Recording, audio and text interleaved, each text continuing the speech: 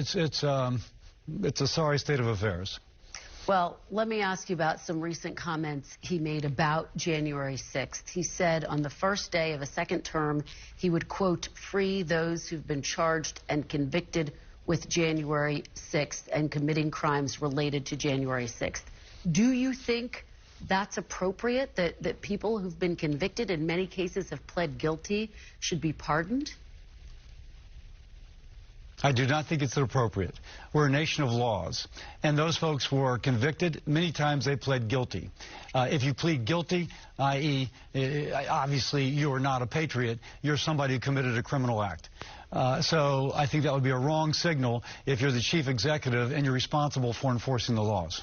Senator, you know, it's interesting. When you became one of those who voted to convict former President Trump in his second impeachment, you said, our Constitution and our country is more important than any one person. Do you believe that former President Trump would follow the Constitution in a second term? Now, that is a hypothetical, which is hard for me to kind of go at. And frankly, Kristen, that's the kind of question that people ask, almost begging an answer. All I can say is that we have checks and balances within our system that if any one person attempts to act in an unconstitutional fashion, that they can be theoretically checked.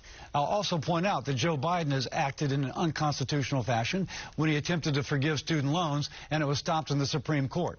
He found a workaround. I'm not sure the workaround is constitutional, but nonetheless, we have checks and balances.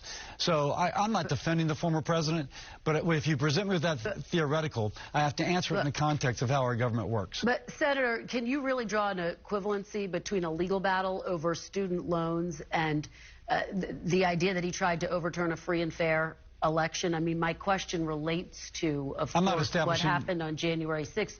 And I didn't hear you say, yes, that you have confidence that he would defend the Constitution. So I'm not establishing equivalency at all. Period. End of story. There is not. But I can't theoretically say in the hypothetical that Trump's going to do one thing or the other. But I'm not establishing equivalency between January 6th and what Biden has done. Let me ask you about former Vice President Mike Pence.